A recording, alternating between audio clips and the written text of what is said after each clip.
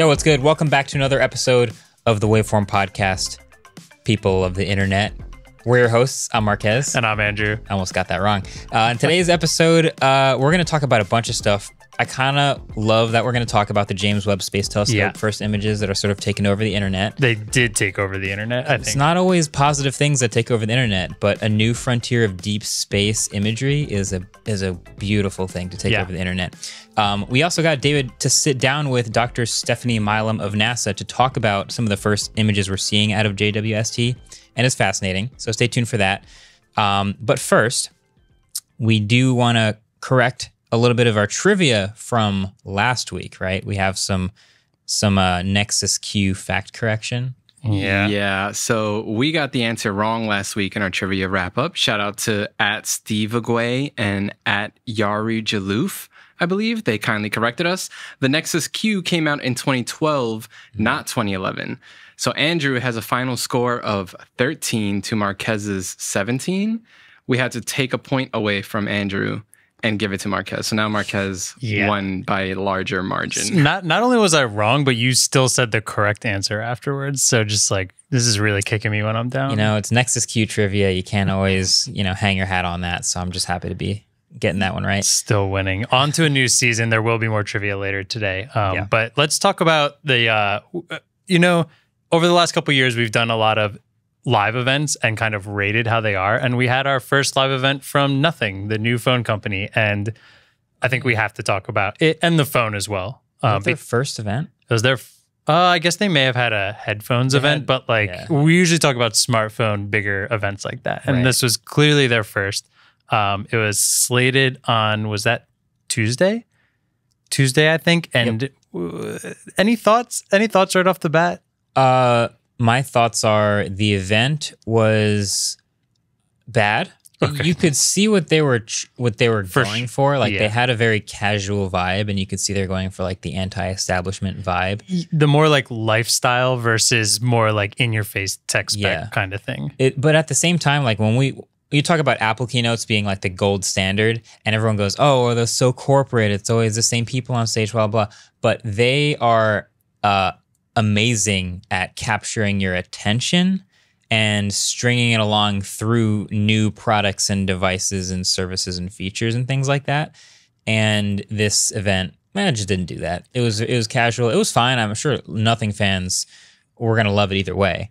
But I think we, more importantly, now also have the reviews of the actual phone. Yes. And I think that's what we want to go over. Well, the shining spot of the entire event was clearly when they showed shop.mkbht.com on the screen. We did not know that was coming at all. That caught us by surprise. But at the same time, with how surprised we were there, I realized later that that's also when they mentioned the refresh rate of the phone that I completely missed, which to me felt like the overarching theme of this is I missed all of the specs, or they just didn't say them. I didn't feel like I left that event knowing much more about the phone. Yeah. Well, now we have it. The review's out. I guess this is a chance to catch up on everything you want to know. Literally ask me anything. I've had the phone for over a week. I've been using it daily and liking a lot of it, not liking some parts of it. I want to start at price because to me, that is how I can form my opinion on this through the price, and it's the thing I've been dying to know the most for this. I think most people do. So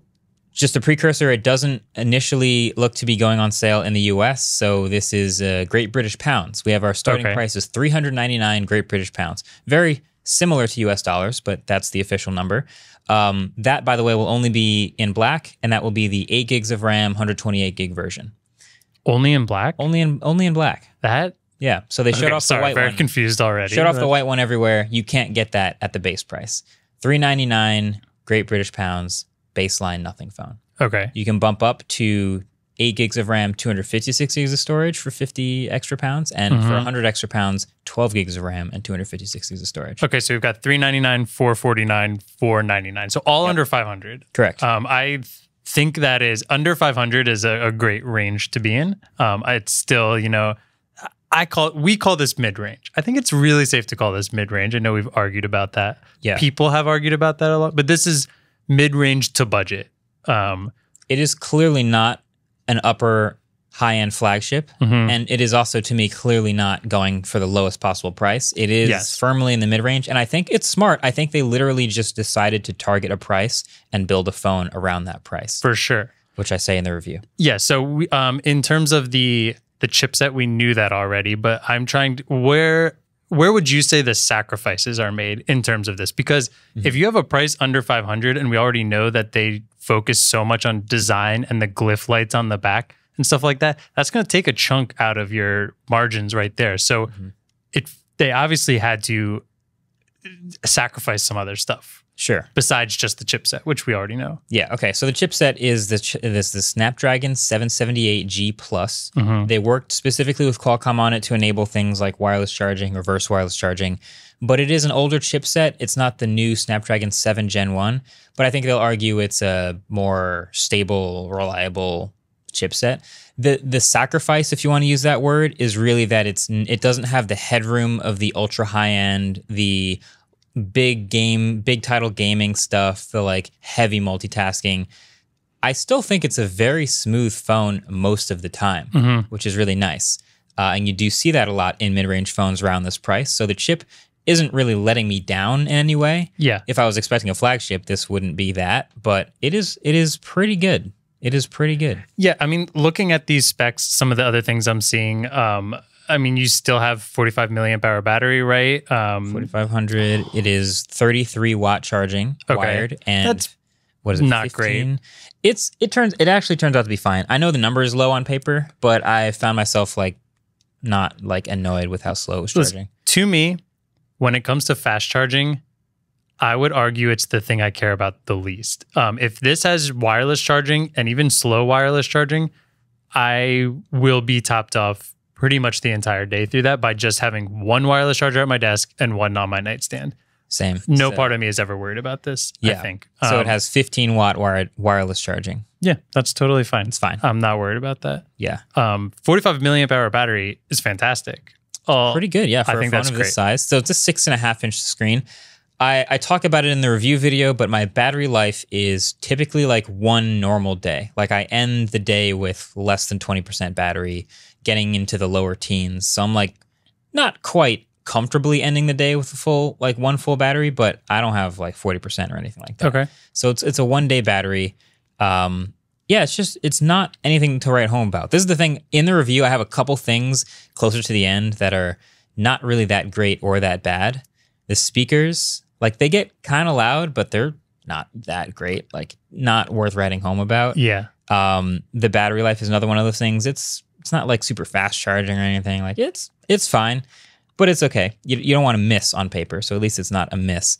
And there's other things like haptics that were, to me, around average, like not bad. They're definitely not the soft, mushy, bad vibration motor, but they were a little bit awkward with typing on the keyboard and a little bit much sometimes. So somewhere in the middle. Okay. So it's just not that like perfectly fine polish that we're seeing in the $1,000 smartphones out there. Sure. Okay. I ultimately, I think that sounds pretty solid. There's one thing he mentioned in there that I was kind of confused about, and this was Carl Pei talking about how it's connecting better to third-party features, I guess. I forget if he said apps or features, and he mentioned like connecting to your Tesla and just like kind of tossed that out there without anything. And we all just said, isn't that just what the app does? Yeah. So there's a couple interesting ecosystem things that they threw out there. Now, Nothing makes headphones already. And so you would expect the Nothing headphones to work the best, work great with the Nothing phone.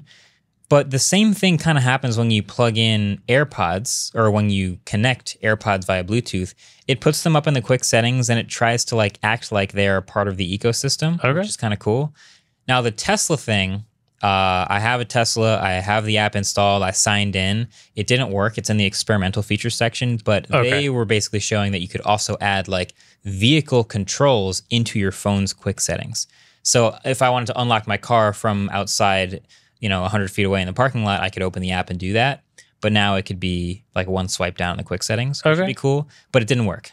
It didn't work. It didn't work. Yeah. So cool idea, but yeah, I'm still waiting for that to work. I also wonder, do you know, this is a random question, but do you know what your quick settings are off the top of your head? Yeah, I always have internet, like Wi-Fi connectivity up there. I always have auto rotate, flashlight, and typically Bluetooth is the last one. And then airplane mode is a swipe away. I was going to say, like, would you wind up replacing any of those if you had the option for your Tesla there? Or would you be okay with at this point, you're swiping twice? Yeah. And then how far away is that from going into the app? You know, I might put something like starting the charge in the quick settings. Basically, the only thing I really use my phone for is the Bluetooth key. So when I walk up to the car, it unlocks. All the other remote stuff I manage, I was going to dive into the app anyway to like change the charge limit or like tell it to wait till off-peak hours to charge, stuff like that. So I might have added that. It was just like, it would have been cool if it worked and I could actually try it, but it just didn't. It didn't. So, have you tried it with AirPods? I haven't actually. There was. Did you see the photo going around of how in the event it showed Carl's AirPods connected to it? AirPods, rather than maybe, you know, everyone was making fun of him, but maybe that was the ultimate Easter egg that he knew people were going to. I think he's just appealing to what he knows most people have and want. You know, I have to give credit here. That is not something I recognized. Or did they mention that in the keynote, or is that just something in the reviewer's guide? They went over a little bit of the like ecosystem thing where you can build your own ecosystem. I think it's cool that they're open to working with other companies. Like we don't see that a lot with a lot of other smartphones, or at least like, I mean, clearly I'm sure Nothing would prefer if you use Nothing headphones, but being a little more open into the default system settings of accepting other things, I think is kind of awesome. I think I would characterize it as Nothing doing extra work on their end to make it look like they're working with other companies. Okay. I don't think Apple is giving them any sort of special features or access. Well, yeah, but I appreciate that there's a company that recognizes there are other companies out there. True. Cool. That's true. That's right.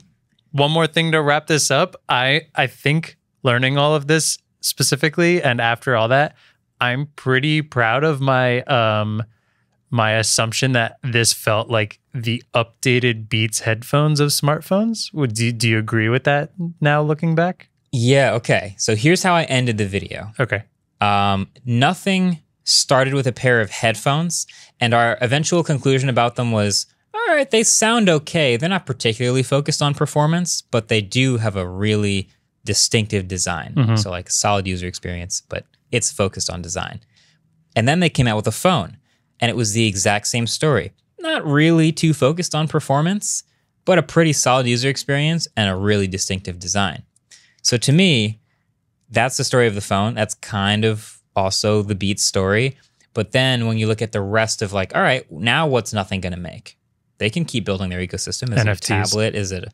I didn't go to NFTs, but I went to like, is it a smart speaker? Whatever else they decide to make, it will probably be along the same lines. Probably won't be focused on specs or performance, but it'll have a solid user experience. But it better have a distinctive, cool design, and that's what Nothing's all about. What would you, if you could pick what Nothing would do next?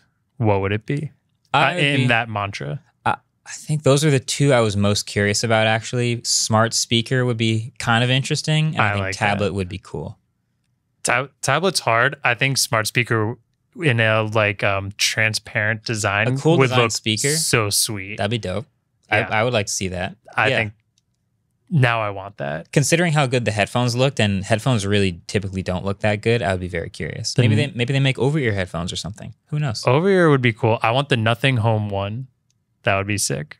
Okay. I dig that. Well, I'm sure Carl's listening, so I want a stake in that. Thank you. You're welcome. If you're interested in like all the rest of the deeper stuff about this phone, like the camera, like the performance, the 120 hertz display, it's not LTPO, but it's 60 to 120 hertz, all that stuff, definitely watch the full review. It should be up by the time you're listening to this, so check that out. For sure. But that's the Nothing phone. It's finally out and in the real world and exists, and we can stop making puns about it. I'm so happy I don't have to like accidentally make the pun every time. It makes me very excited for the future. I like how like half an hour ago you were like, we're going to go talk about Nothing's event and how they did nothing. And we're like, I just put my head down. I didn't walk to the podcast studio after that. Yeah. All right, let's do the first trivia question of season 2. Season 2. So the score is officially 0-0. Yeah. So how do you want to start this?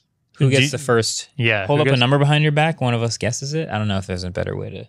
We could do that. We could do that later when we do the answers. Yeah, I was going to say the answers got to wait for later. Okay. All right, but season 2 begins with new music. So what was Ask.com originally known as? Okay.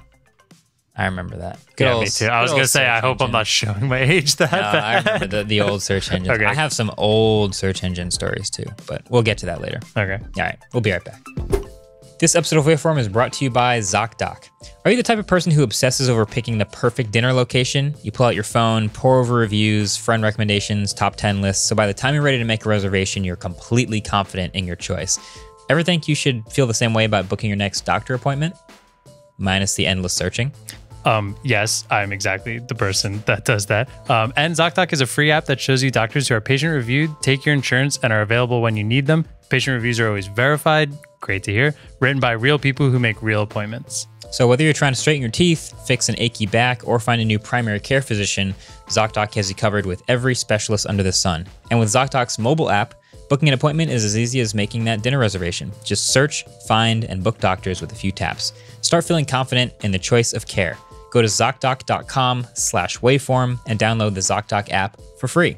So then start your search for a top-rated doctor today. Many are available within 24 hours. That's ZocDoc.com/waveform. Zocdoc.com/waveform. Hey guys, just a heads up. This interview is very visually oriented. We tried to make it so we were explaining the images for you audio listeners out there. If you have an opportunity, whether it's right now or when you park your car or something like that, definitely look up the James Webb Space Telescope images because they're freaking amazing. And if you're not already using them as your wallpaper, you probably will be soon. So, thank you for coming on today. Can you start off by stating your name and what you do at NASA? Sure. I'm Stefanie Milam. I'm the Deputy Project Scientist for Planetary Science on the James Webb Space Telescope. Awesome. How long have you been working on JWST for? About 10 years now. It's been a long time. That's why. Does it feel crazy to have it finally start taking photos up there? It is such an amazing feeling to finally get images down and know that science is beginning. It's been a long time coming, so getting to this point it's such a relief, and also it's extremely exciting. Yeah, awesome. Well, today we did a prior podcast with you guys actually about JWST and how it works and how it was when it was going to go up and what it was going to take pictures of and all that stuff. So this is sort of a follow-up kind of podcast that covers the first photos that it took.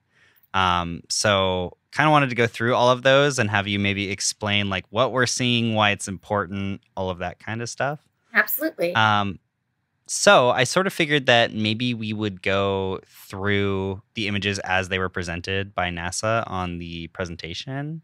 Okay. So the first one is going to be that deep field photo. Yeah, I love this photo. I understand why this was the first one released, letting the president actually release it, because this photo or this image in and of itself actually just completely demonstrates what the James Webb Space Telescope was designed and built to do.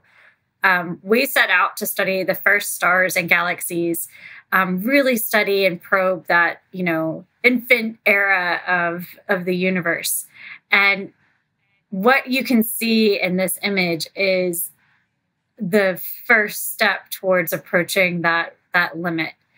We see what you see primarily in the main image is there's a series of galaxies, sort of the bright white ones kind of streaked across the center of the image. And these galaxies are so large and so massive, they're actually acting like a lens. And so they're pulling the light from all the distant galaxies behind it up to a more visible realm. And so that's why some of these galaxies look like they're actually being pulled and smeared or streaked across the image. It's because they're being pulled. The light is actually being pulled in that manner.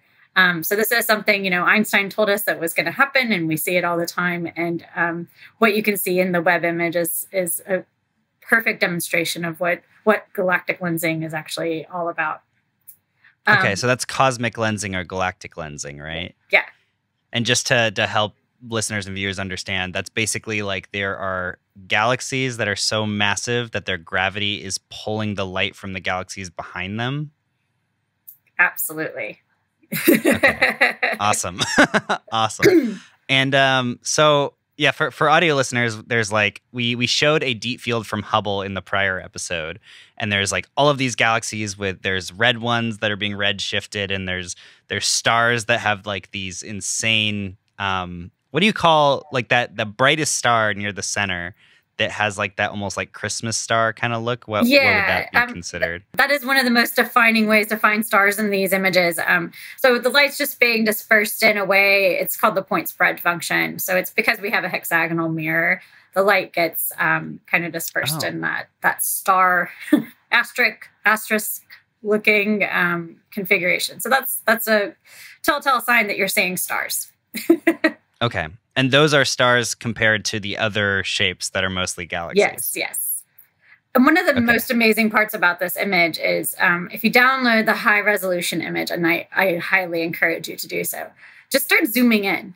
And you're going to see that every one of these tiny little dots going across this image is completely a resolved galaxy. We can see the structure of the galaxies. Some of them we can even see the star formation actually happening in them. It is absolutely astonishing, the resolution, clarity, as well as the detail that we're getting out of all of this. This image it's mind-blowing to me. And if you look at the previous Hubble image compared to the James Webb Space Telescope's image of the same field, you'll just be blown away by, first of all, again, the clarity, but then also just like span across the image and see how many new things have appeared from the James Webb Telescope. So we're now seeing more distant galaxies. We have galaxies that are over 13 billion years. The light is actually over 13 billion years old. So it took it that long to actually reach us here in our solar system. Yeah, that's something I was going to ask. Like, we're going to show a comparison of the Hubble photo versus the JWST photo. What are the biggest advantages coming from JWST? I assume it's from the infrared and near infrared spectrum. Yeah, absolutely. But so what are we seeing here that's special about that? Having an infrared telescope gives us access to light that has been actually shifted or stretched to longer and longer wavelengths. This is because the galaxy or the universe is expanding, and so that light actually has to travel a very long distance. And since it's actually traveling away from us, it actually gets stretched longer and longer to longer wavelengths. So that's why we have an infrared telescope, is for that specific reason of trying to access these really early galaxies that had tremendous amounts of distance to actually get to us to actually study. We have an extremely large telescope, and that's so that we can get that angular resolution, that spectacular clarity across these images as well. The colors actually show you the distances as well. It gives us a lot of information, not only on the distance, but also on the composition. It lets us know if they're really dusty or if they're primarily, young stars. There's a lot of information that we get out of this. All of these details, everything from the color, shape, these crazy, smeared looking ones versus the very resolved ones. And then if we start looking at the spectra, which we can actually take of each of these galaxies, that tells us how far away they actually are and gives us a lot more information. And the spectra, just to explain that to the listeners, that's like the spectroscopy, right? That's like the composition of the galaxies, right? Based on the wavelengths of light that we're seeing. We're looking for sort of the fingerprints of atoms and molecules, and by doing that, we're actually analyzing the certain wavelengths of light that would be indicative of those fingerprints. And so, what we're hoping to find with the first stars and galaxies, they don't have a lot of former stellar material in them, right? So they're only the hydrogen and helium from the Big Bang. As we start looking at spectra of these really old galaxies, we're hoping to stop seeing things like oxygen and nitrogen and neon in them, because then we'll know that we're actually seeing the first stars and galaxies. Whereas, as we have shown in the spectra from some of these galaxies, with the first image, we are seeing some of those more evolved atoms, which is suggesting that we're not even there yet. And we're already at 13.1 billion years back. So that's just crazy to think that that amount of reprocessed material is already forming in galaxies at 13.1 billion years ago. So the first couple 100 million years of the universe.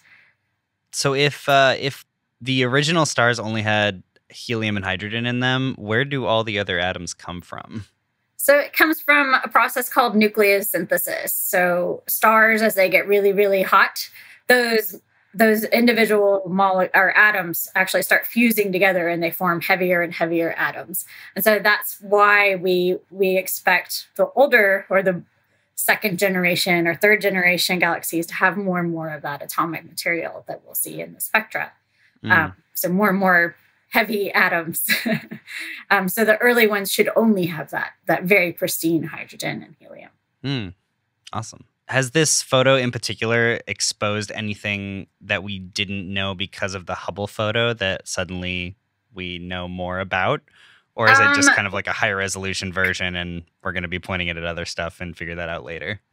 So there's a lot of things that we've pulled out from this image compared to the Hubble. One, just because now we're at infrared wavelengths, so we can see more galaxies.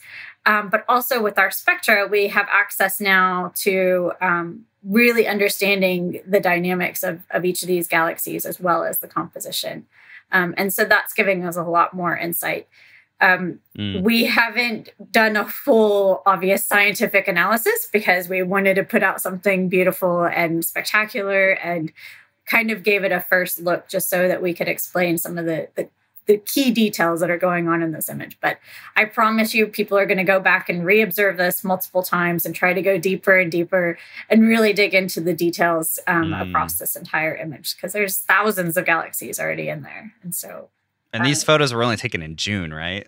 They were just it was just a couple of weeks ago. So it's crazy to think, how quickly we're getting our data and how fantastic it is and how much information is already embedded in these first 5 images. I mean, it's graduate students' thesis work, it's an exceptional amount of material, Yeah.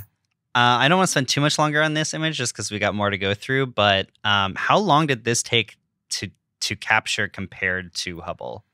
So each filter was about a 2-hour integration. And so we have, I think, total of about 12 hours to acquire this image, which is insane because Hubble's comparable deep field was weeks worth of time. And so we have a blink of an eye effectively with the James Webb Space Telescope compared to what we've done with the Hubble telescope for considerable depths into the universe.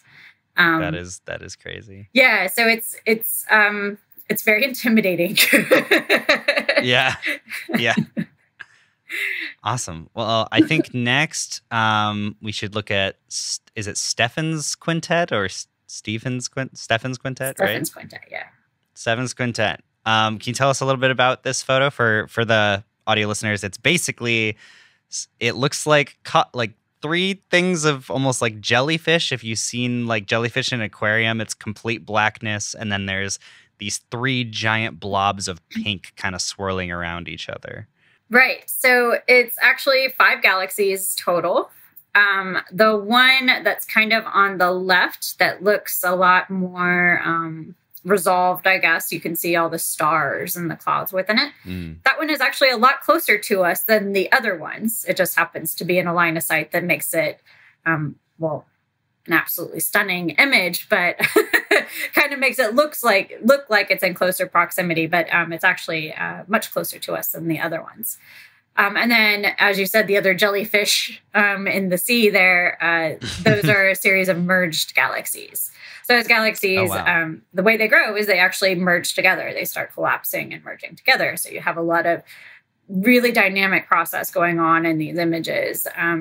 The top one is extremely bright, especially when you go to the longer wavelengths. And if you look at the Miri version of that image, you see almost like a very bright striped feature going across the center of that structure, but you also see this nice diffuse swirly pattern, which is all the material that's being blown from the merger and lit up from all the energy that's happening. But it's an active galactic nuclei. So this is a really extreme region with a black hole in the center of it. And what you're seeing in the mid-infrared image, there's almost like these fingers of dust and gas that are coming off of it. And that's actually the material being pulled into the black hole. So there's all kinds of crazy detail in just that particular merged galaxies. On the lower part, the lower one, the lower right one, you can see all kinds of structure and detail as well, including some of the star forming regions that are within the galaxy. This is absolutely a fantastic and gorgeous image. The mid-infrared image with the colors is my favorite image out of all the ones that we've released. I like to think of it as gems of the universe because it's so brilliantly colored, and they did such a fantastic job with this image. It makes me want to be an extragalactic astronomer. Yeah.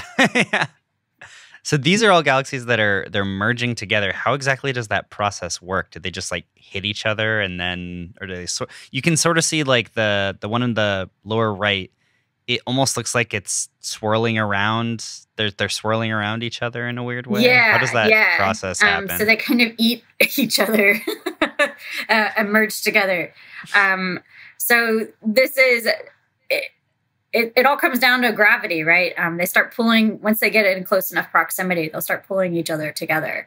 And that's how they become more and more massive. And this is, an extreme thing that we're just kind of scratching the surface of now, and something that the James Webb Space Telescope is really going to provide a lot of insight and detail as we get further into the mission and we get more and more of these images. There's a lot of information that we can gain with all the wavelengths, all the instruments of the James Webb Space Telescope. So understanding the near-infrared spectra and imagery and moving all the way through the mid-infrared, where we can actually see things like the molecular hydrogen lines and understand what's going on as far as the chemical properties, the dynamics, all the other physical parameters that we can pull out of this information. So it's very exciting. Lighter, like hazy areas that we see being thrown around is that like cosmic dust? Yeah, a lot of it's dust, stars, large clouds of gas and dust. So one of our other images is in our own galaxy of a cloud of gas and dust. Those are the same types of clouds that they have in these other galaxies, and that's where stars are being formed. Okay, amazing. Cool. I love this photo as well. I think that a lot of people should take a look at them. Again, like the last episode, if you're listening to this in the car, once you're done with your drive, take a look at the website and look at these because they're amazing.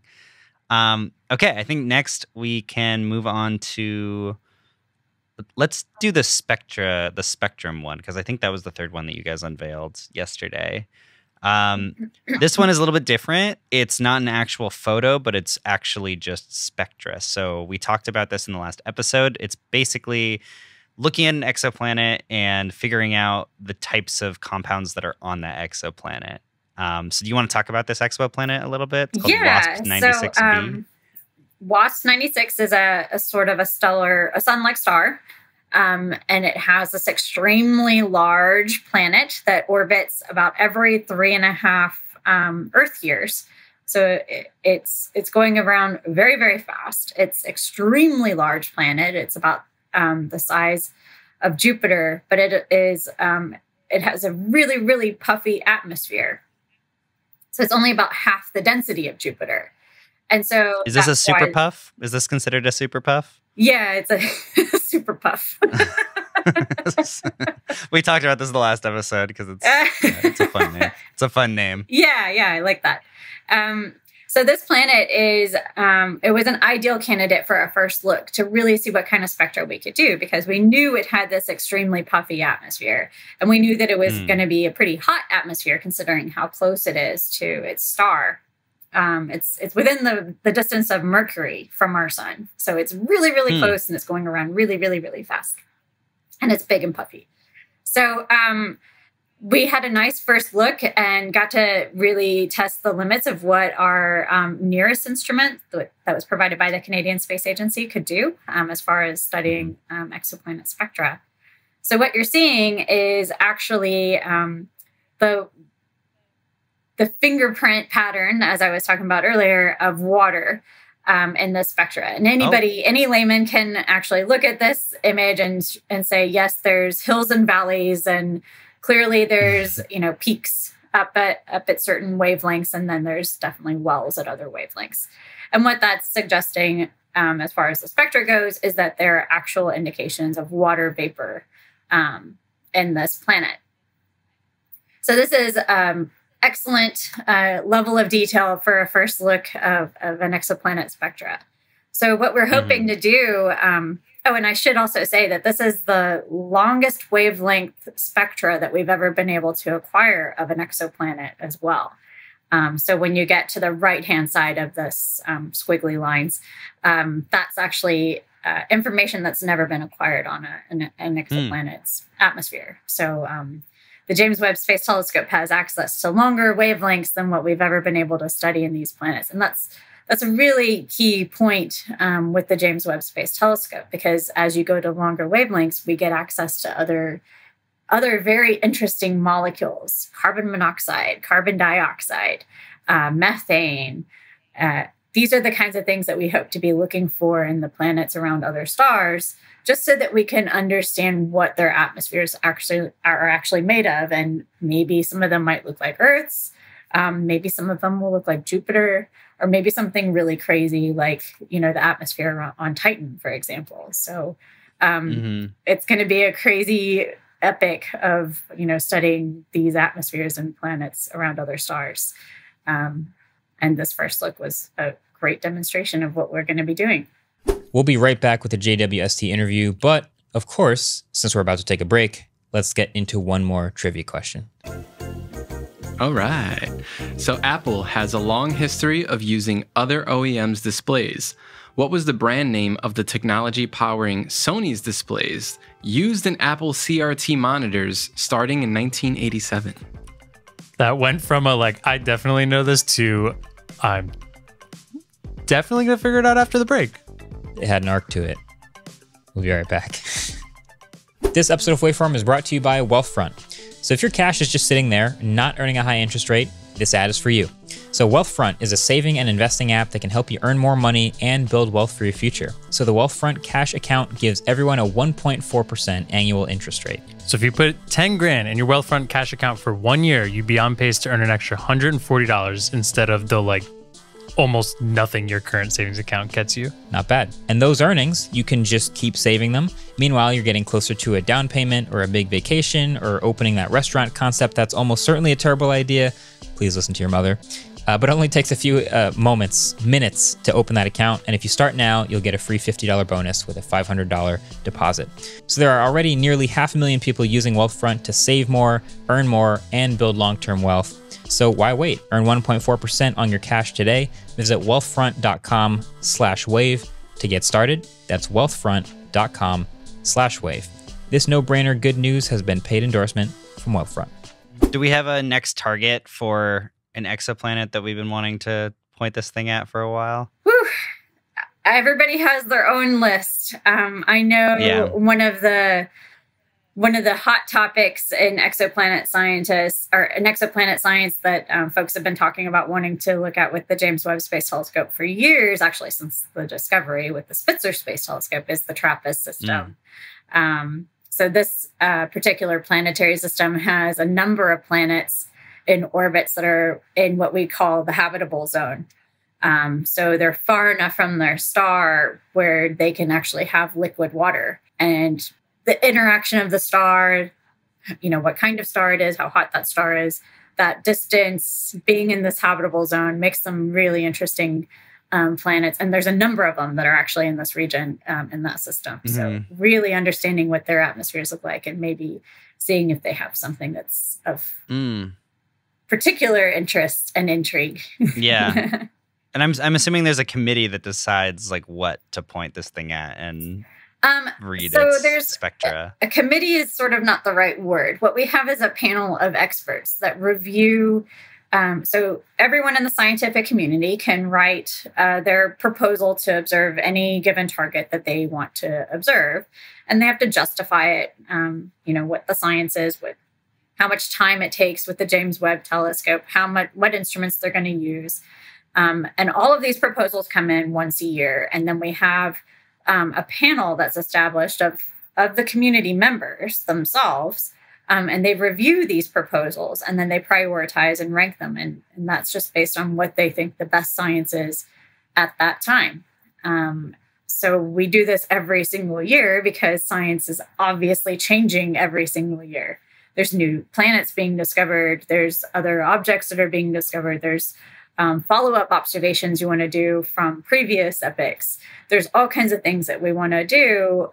So having an annual cadence gives enough diversity of the science program to allow, the science to evolve naturally. So it's all peer reviewed, and I guarantee you the TRAPPIST-1 system is definitely on the list of exoplanets to be studied. Awesome. Okay. Well, I think we should move on to the Southern Ring Nebula. To try to explain this one to people, I would say there's kind of two versions. Can you explain what those two versions are? There's one that has a blue center and then a red outer area, and then there's like a little white dot in the center, and then there's like a negative of that where it's red in the center with a blue on the outside. It almost looks like a steak. To pull it up so I'm talking about the right thing. Oh, yeah. The 8-burst nebula, an expanding cloud of gas surrounding a dying star.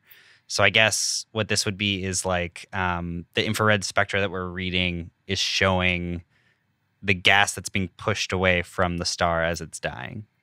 Exactly. So I really hate the phrase planetary nebula, and I do not like that they call dying stars planetary nebula, because it's a total misnomer, and it's very confusing to people that aren't in the biz. So what you're actually seeing is what you just said. It is a star that is dying. So what happens is if we have a star like our own sun, as it gets older and older, it eventually turns into something that we call a giant, a red giant or a blue giant. And when that happens, it's because the star is now reached a phase that it's no longer burning hydrogen and helium, fusing hydrogen and helium to make new atoms. It starts making even heavier atoms. So now it starts burning heavier and heavier elements, and that gives off a lot of energy. And all that energy now the star starts expanding, and when it expands, all that material of the star starts cooling down. So you get this big, dusty, and gaseous cloud almost that encases that star. And so this is where they turn red, because all of that dust makes the light now a much more obscured, and it makes the star appear red and cooler.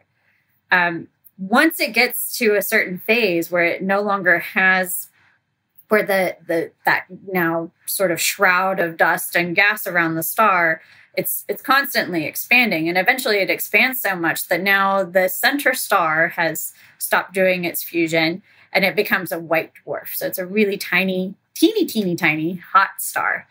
And that hot star is irradiating so bright that it now lights up all of that material that was just shed from the star. And so that's what you're seeing here in a planetary nebula. So all these rings that you see in both images are actually the old shells of material that have been pushed away from that star that's dying. And it's emitting in all these beautiful colors because now the center star is sort of lighting it all up and making it irradiate.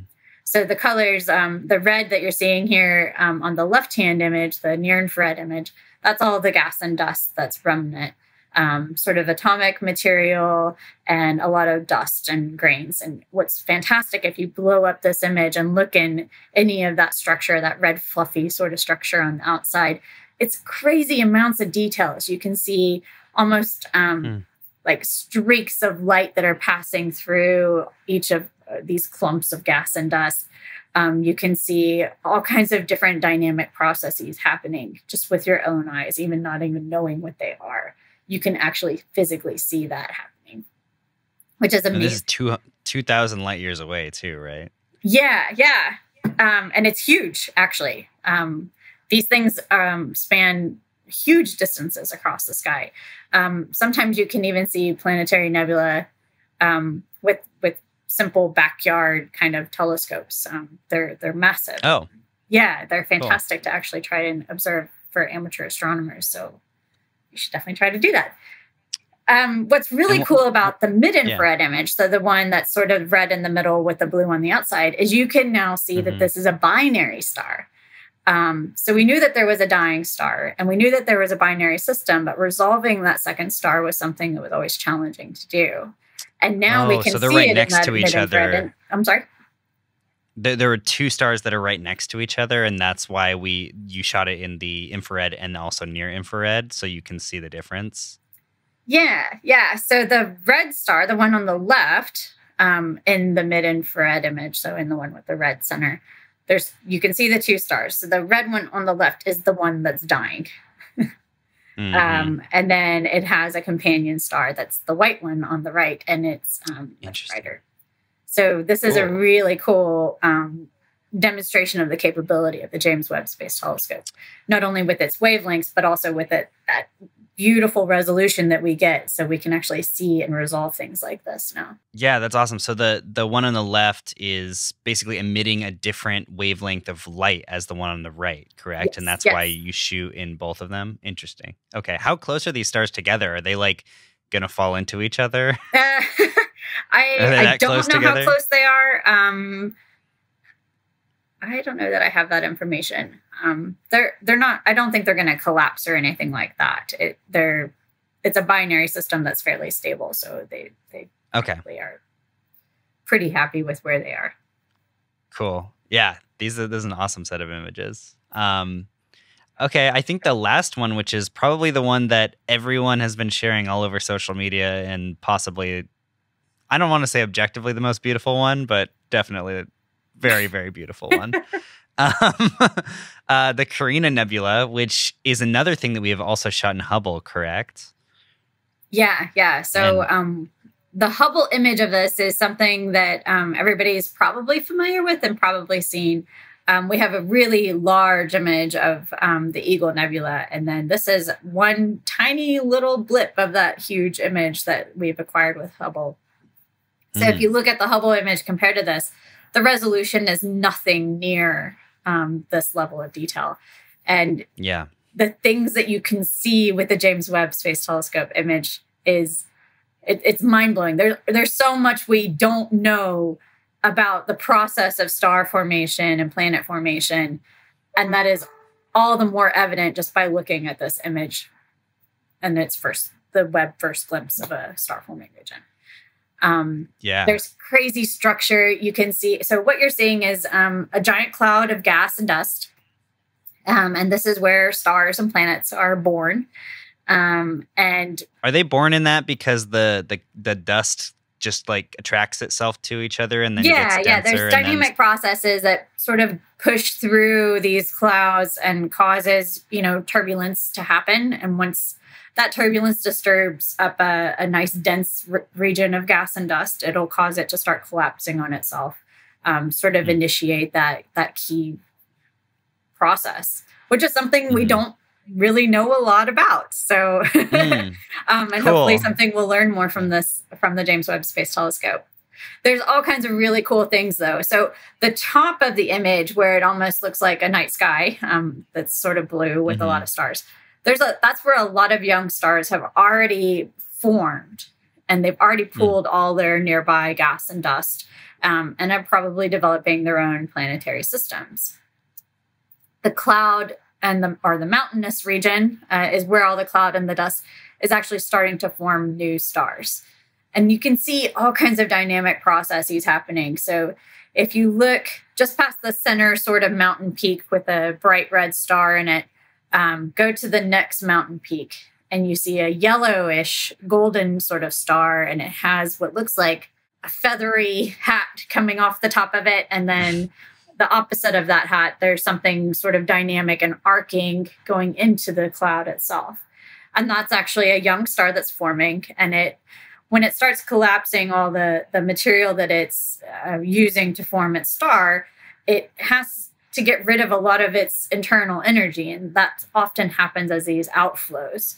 And so what you're actually seeing is really, really cool that we can actually resolve this with this image, is on the top where it looks like it's puffing through the top of the mountain. Its outflow is actually pushing all that gas and dust out of the cloud. And we can see that happening. So it's like tufting up out of this mountain. And then the opposite jet is actually pushing into the cloud. And you can see the arcs and things forming because it basically just hits like a wall. And so all that energy is now just colliding with another dense region of gas and dust, which will probably be the initiation and trigger for other star formations to start happening in that region. Wow. And I'm assuming that like this is going to look the same to us for the rest of humanity, right? We can't like point this at this in 100 years and it's going to look different. We might see some dynamic things happening, especially with these outflow type events. There's probably some opportunity to see some dynamic activity happening. But it is a pretty slow process compared to, human life. Yeah, that's the funny thing about astronomy is, we're barely a blink of an eye in all of the things that are happening across the universe. Yeah. But yeah, this is definitely one of the most beautiful images of all time. And I'm so excited to see what we're going to do with the rest of star formation. I think half the internet is using this photo as their wallpaper right now. I'm using it as my laptop wallpaper right now and my phone wallpaper. So yeah. So yeah. Wow. Was there a reason that we pointed at the Carina Nebula? Was it just sort of as a way to show Webb's superiority versus Hubble for this kind of imaging? So there was a lot. What we wanted to do with these first images was really demonstrate all the science themes that we have for the James Webb Space Telescope and show the community and the public that we can actually achieve our scientific goals and within these themes with the James Webb Space Telescope. And a lot of emphasis was put on looking at objects that we've already observed before, because there's already a little bit, some foundation of knowledge from these regions or objects. But also if we have things like Hubble imagery, that's something that is easier to understand and relate to as far as when you want to demonstrate the differences between the Hubble telescope and the James Webb Space Telescope. So what I will say is the ones that were shown were just a select few. They actually observed multiple objects within each of these science themes. And they just chose the best ones. But there's more out there. And all that information is getting released as we speak. So we'll see other of the other observations of potential early release observations for the James Webb Space Telescope that will be coming out. I'm sure the scientific community will be on it and ready to start revealing all the hidden secrets that we've had on the project for the last few weeks. But it's really exciting. And I'm so glad they chose this one because I think it's absolutely stunning. Mm-hmm. Yeah. How often can we expect to see new images coming out? Well, initially, there's going to be probably quite a few, just because, like I said, we were collecting all of these data as each of our instrument modes became available on the, if you were following the Where's Web and we were checking off each instrument mode. So some of these images, we were able to start acquiring that data pretty early, so a number of weeks ago. Some of them we had to wait until the final mode was actually blessed and approved, and then we could start taking the data. So that's why the observations actually spanned a couple of weeks for all 5 of these images that were released. But as I said, we were taking some images of not just one region, but maybe 2 or 3 different nebula, for example. And then they got to prioritize which ones they thought were the best. And so there's a lot of observations that actually happened within the last few weeks of commissioning the James Webb Space Telescope. all that information is is becoming available. As I said, as we speak, they're working on getting all that data online so folks can go in and look. So I think initially we're going to see a lot of it coming out just because it's there. Everybody wants to get their hands on the James Webb data as quickly as possible. So we'll probably see a number of images coming out. After that, it's going to take a little bit of time because the scientists are going to start getting their data. And then depending on their familiarity with the analysis and interpretation of that data, it might take them some time just to learn how to digest it, to do their science, do their analysis. And so most of the individuals that are observing the first year have a proprietary period on that data for about a year. So they get to hold on to it. It's not public, to do their analysis, to really understand, what it is that their scientific objective was. But some of the observations are actually available immediately to the public. And so those will probably come out a lot faster. And there's a whole series of programs that are called early release science programs. And these were designed as such. So they're science programs that will be taken within the first 6 months of the James Webb science operations. Some of them started today or yesterday or even last week.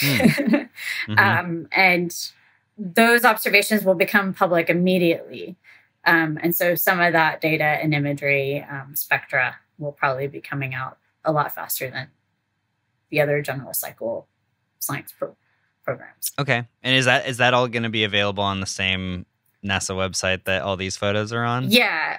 So not the NASA website. Everything goes into our archive. So we have the Mikulski archive. It's where all the Hubble data is actually archived. I don't know if there's plans to do something like, the Hubble site where you can go in and search any Hubble image that's ever been taken and find it for yourself and put it on your desktop or on your phone or whatever.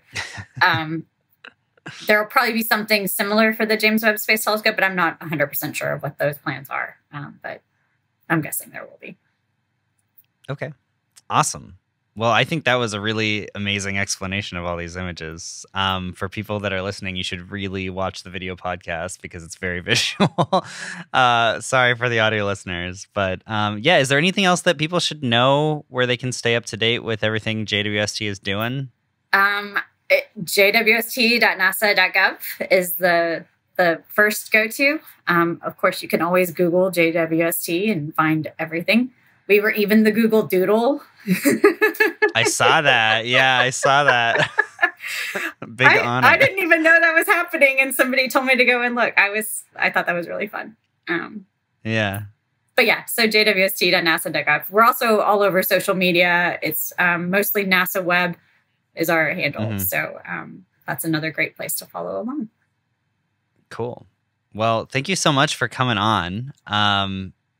If there's anything else that you think is worth talking about, then I guess let us know now. But otherwise, I think we're pretty good. I have been talking nonstop for 2 days, so I was gonna say you should probably go get some sleep. Eventually, I'm sure you have more interviews after this, but take a nice vacation or something. Cool. Well, thank you so much for having me. Of course. Thank you. We're super excited about this. So awesome. All right. Well, that was a lot of fun, David, to listen to. And it's funny because I've been rotating between these James Webb Space Telescope images as my wallpapers on all my devices for the past couple of days since they came out. And it's funny, I've looked in high resolution on these brand new screens at these photos for so long at all these different things. And this entire time I had never noticed that the one with the two different similar looking images had a binary star system in the middle. Literally never saw the second star until hearing that that's how they shot these two. Super cool stuff. It's just cool to learn about our universe in such a visually engaging way. Yeah, I think that a lot of these images really showcase the spectrum that JWST can take photos in. That one that you mentioned, I thought it was just like a positive image and like a negative image, like they did a reversal. but it's actually a mid-infrared image and a near-infrared image. Because there's a dying star that emits a certain type of light, and then the other star in that system emits a different type of light. Very cool. Yeah. But obviously, these are only like the first like 4 or 5 images, and many more to come. There's a lot more to come. Many more wallpapers to come. we were joking like, yeah, this is like Adam walked in, you walked in, I walked in. We have all of the same wallpaper. I'm feeling left out here. I think it might be time to change my wallpaper. I would bet you like half of the world has this as their wallpaper right now. And if they haven't, they should have sold it as an backdrop. Oh no! Okay. Let's wrap. Yeah, no, that's it. I think we're all on the same page though that the live stream revealing and explaining the photos was.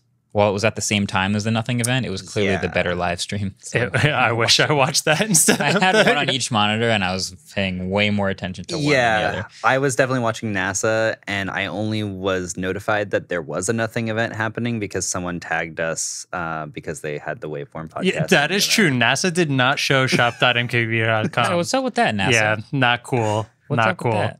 I'll wait for that in the next JWST images. If you can find a constellation and name it Waveform or something, that'd be dope. Either way, I think that's a good place to end it. But of course, Waveform shirt again today. Oh, well played. Yeah. Well played. Yeah. I think we should end it because we didn't finish up with the trivia. So maybe David, you haven't heard the trivia questions yet, right? No. So we'll answer the trivia, and then if you think both of our answers are wrong, maybe you can chime in. What? Can I get David on my team? What? Wait, we get teams? Wait, I get teams because I got destroyed the first season. You can have teams today. Yeah, that's what I'm saying. But David's on my team today. All right, fine. We're team right camera. Okay, camera right. Team left camera. All right. So the questions were, the first question, what was Ask.com originally known as? So I think we both know this one, right? I'm pretty sure. It was Ask Jeeves, right? Yeah. Am I allowed? I can say the answer now? Yeah. Okay. Because like last time. You're good. You're good. Okay. I would, Ask Jeeves. Ask Jeeves, yeah. I do remember this. Although, was there a longer version? Well, there was a bunch of search engines that were sort of competing. I'm doing air quotes for the audio listeners, where we were trying to think like, oh, okay, if I don't use Google for everything, what will I use other search engines for? And Bing had its thing. I remember I used one called Alta Vista. I remember Alta Vista. Yeah. Mm-hmm. There was Ask Jeeves. There was the Yahoo search engine. Yahoo. There was all kinds of other options. Is Ask.com still a website? It is. You can still That's ask ridiculous. Jeeves. They were sort of trying to spin it into an AI. Yeah. Where like Jeeves was a character, like Siri. They should have spun it into an NFT. That's that weird. I'm glad they didn't. Yeah. Very happy they didn't. Andrew, you were so proud of that. So that was proud of it. That was correct then? Yes. Because I remember they changed the name of that like 3 or 4 times. It was Ask Jeeves. It was Ask.com.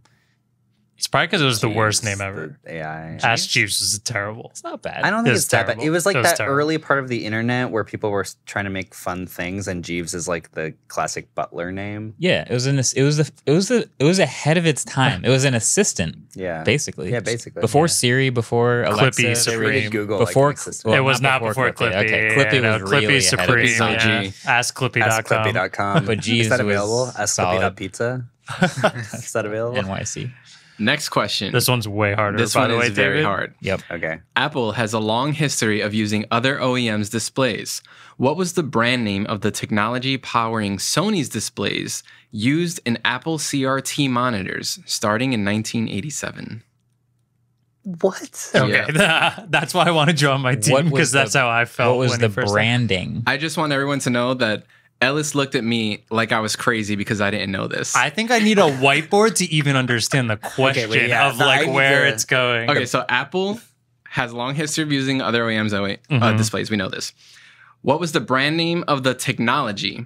So not the display itself, the technology that powers the Sony displays that were used in Apple CRT monitors in 1987. So let me work backwards here. In 1987, Apple had CRT monitors in their displays. Correct. Those CRT monitors were built by Sony. Correct. Those CRT monitors built by Sony used a certain technology, and that technology had a brand name. Was it Sony's branding or was it Apple's branding? That's for you to Sony's decide. branding? Oh, that's a good question. Either a Apple would Apple make it name, simpler. an Apple name that everyone understood, or a Sony name that If it's nobody Sony, it's like RX7968G. Yeah. Which has CRT. So a CRT. I'm assuming I don't know the answer. Yeah. That's where I'm starting. Near infrared retina. That's not my actual. That's not my actual answer. I like. I'm gonna try. I to can make see one up. Ellis knows we all know what it is. It's just not clicking. we do And know is what this it going to is. be like something we're going to be really sad about when we hear the answer? CRT 1987. Oh, what Mac was that? The PowerBook If it helps, before that. Sony replaced this Older. brand name in the early 2000s with Bravia. No. No. That does not help. I know about Sony Bravia. I'm trying to remember if I. I think we should give up. I think I'm gonna try the to safe bet here is logistically create one from the information. Like like CRTs had like bad refresh rates, and they had like. I don't think they scanning marketed problems. that though. No, but they would want theirs to have like a name that would suggest it overcame those problems. Okay. So it'd be like Clean Scan or something like that. You know what I mean? I guess Sony would name that. Another hint is the problem it overcame was brightness, actually. Like it was brighter than right. the other So ones. it was Yeah. brighter than a Oh. standard CRT. or And something. this technology made its way to televisions in the early 60s. It's the name of a technology and not a branding. Sun It is Vision. a branding. of the I could technology. ask you the name of the technology, but I don't think. This is such a complex question. I know.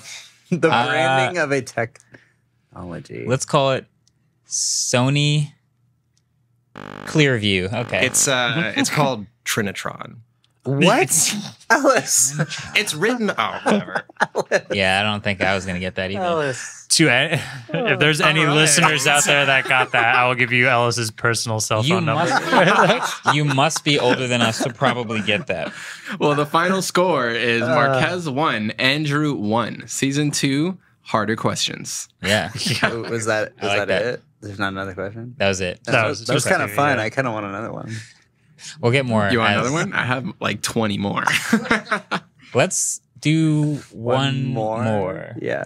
One more. Yeah, Okay. one more. Yeah. Do it. Let's go. So we all know who made the Betamax, but what company was responsible for VHS? Oh, I know this. I did Retrotech. We answered this in Retrotech. Oh, VHS. I have Hold a on. guess. Hold on. I need to David looks remember. like he knows it. David either looks super confident or very not confident. I don't know what he's confident. It's a confident face. JVC. I was wrong. Wait, if that's right. What's your answer, Andrew? Panasonic. JVC. David. I'm mad. JVC. Now, the minute he said Let's that, go. I like pictured it on the Sorry, Andrew, Andrew. I thought we were a team.